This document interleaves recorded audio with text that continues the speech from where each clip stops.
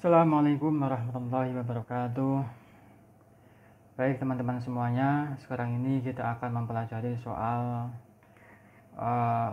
teori kognitivismenya Jean Piaget. Ini adalah tahap selanjutnya dari pemikiran behaviorism, di mana pemikiran behaviorism ini diakomodasi dan dilawan bahasa kasarannya itu oleh pemikiran dari tokoh-tokoh kognitivism. Jika kemarin behaviorism itu menyeting bahwa perilaku itu ada pada lingkungan sekitar dengan melakukan stimulus dan juga respon, tapi dalam kognitivisme ini lebih mengedepankan dari internal setiap individu atau internal kognisi manusia. Ini penjelasannya agak lebar ya, agak panjang juga, sehingga pada sesi kali ini kita akan membahas soal tahapan perkembangan kognitif yang digagas oleh Jean Piaget. Untuk selanjutnya kita akan mempelajari tentang pembelajaran bagaimana pembelajaran jika diterapkan dengan pemikiran Jean Piaget pada sesi yang kedua insya Allah. Jean Piaget ini lahir di Neuchâtel, di sebuah kota kecil di Swiss. Piaget ini memulai karirnya sebagai seorang ahli biologi. Lebih khusus lagi, dia meneliti tentang moluska atau semacam kerang-kerangan. Namun ketertarikannya pada ilmu pengetahuan dan sejarah ilmu pengetahuan itu segera diikuti dengan ketertarikannya pada keong. Entah ya, mengapa kok keong membuat dia itu tertarik. Karena dia itu semakin larut dalam menyelidikkan bagaimana proses pikiran yang bekerja pada sains, akhirnya dia tertarik pula untuk menyelidiki apa yang sesungguhnya pikiran itu, khususnya tahap-tahap perkembangannya. Makanya pada bidang ini dia menyebutnya dengan epistemologi genetik, yang memiliki arti studi tentang perkembangan pengetahuan manusia. Oleh sebab itu selanjutnya Piaget ini kemudian memutuskan untuk mempelajari anak-anak. Ini di kisaran tahun 1920 ketika bekerja di laboratorium Binet di Paris. Dalam eksperimentalnya, Piaget ini mengemukakan bahwa sejak di usia balita, seseorang itu telah memiliki kemampuan tertentu untuk menghadapi objek-objek yang ada di sekitarnya. Kemampuan ini masih sangat sederhana sekali, yakni dalam bentuk kemampuan sensor motorik. Dalam memahami dunia mereka secara aktif, anak-anak menggunakan skema, simulasi, akomodasi, dan organisasi dan ekuilibrasi.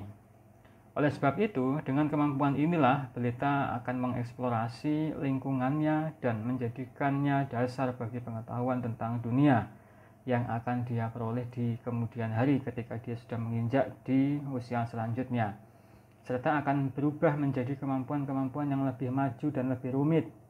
Kemampuan-kemampuan ini disebut Piaget dengan skema.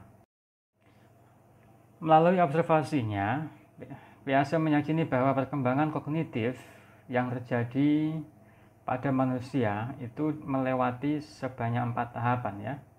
Masing-masing tahapan ini berhubungan dengan usia dan tersusun dari jalan pikiran yang berbeda-beda. Menurut Piaget ini semakin banyak informasi tidak membuat pikiran anak itu lebih maju. Ini merupakan hipotesa dari pikirannya Piaget. Sedangkan kualitas kemajuannya pun juga berbeda-beda. Nah, tahapan-tahapan perkembangan kognitif tersebut adalah tahapan yang pertama, sensori motorik. Ini terjadi pada usia 0 sampai 2 tahun. Dilanjutkan tahapan praoperasional, ini di usia 2 sampai 7 tahun, dan tahapan operasional konkret di usia 7 sampai 11 tahun.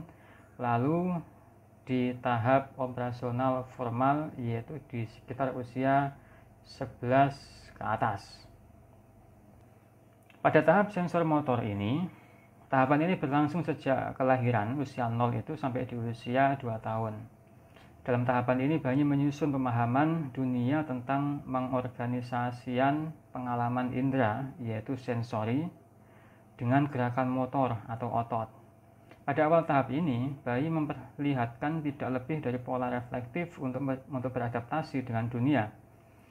Di usia antara 1 sampai 4 bulan, seorang bayi ini mengandalkan reaksi sirkular primer, yaitu tindakan atau gerakan yang dia buat sebagai respons dari tindakan sebelumnya dengan bentuk yang sama. Menjelang akhir tahap ini, bayi menunjukkan pola sensor motorik yang lebih kompleks. Piaget percaya bahwa pencapaian kognitif yang penting di usia bayi adalah objek permanens, yang berarti bahwa pemahaman objek dan kejadian terus eksis bahkan ketika objek dan kejadian itu tidak dapat dilihat, didengar, atau disentuh. Pencapaian kedua adalah realisasi bertahap, bahwa ada perbedaan atau batas antara diri dan lingkungan sekitar. Menjelang akhir periode sensor motor ini, anak bisa membedakan antara dirinya dan dunia sekitarnya dan menyadari bahwa objek tetap ada dari waktu ke waktu. Selanjutnya adalah tahapan praoperasional. Tahapan ini berlangsung pada usia 2 tahun sampai 7 tahun. Tahap ini adalah tahap pemikiran yang lebih simbolis, tetapi tidak melibatkan pemikiran operasional. Tahap ini lebih bersifat egosentris dan intuitif. Pemikiran praoperasional terdiri dari 2 subtahap, yaitu tahap fungsi simbolis dan tahap pemikiran intuitif. Hal ini dapat kita contohkan dengan seumpama seorang anak di usia prasekolah, ya, ini pergi ke rumah temannya dengan berjalan kaki. Tetapi dia itu pulang dengan menggunakan kendaraan. Apabila diminta untuk berjalan kaki dari rumah temannya untuk pulang, dia mungkin menjawab tidak tahu jalannya karena dia tidak pernah berjalan pulang ke rumahnya. Inilah penjelasan singkat soal praoperasional. Selanjutnya adalah tahap operasional konkret. Ini dimulai dari umur 7 tahun sampai 11 tahun. Pemikiran operasional konkret ini mencakup penggunaan operasi, penalaran logika menggantikan penalaran intuitif, tetapi hanya dalam situasi konkret. Kemampuan untuk mengklasifikasikan sesuatu ini sudah ada, tetapi belum bisa memecahkan problem-problem yang bersifat abstrak. Operasi konkret adalah tindakan mental yang bisa dibalikkan yang berkaitan dengan objek konkret nyata.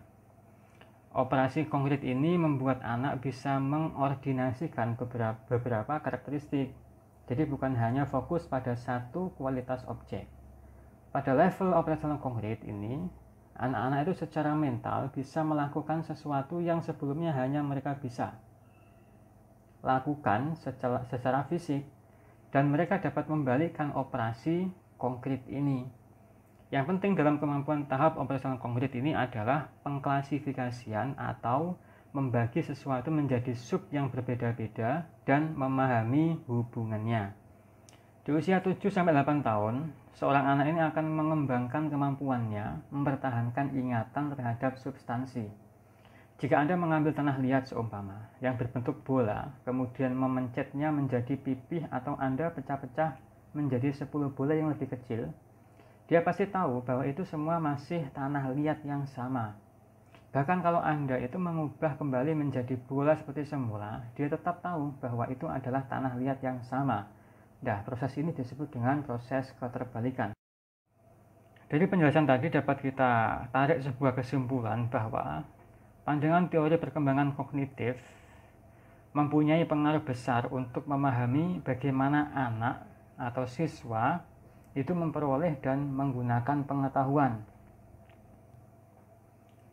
Karya Piaget ini telah memperluas pemahaman kita tentang bagaimana kognisi itu berkembang dari tahap sensor motor sampai di tahapan operasional formal.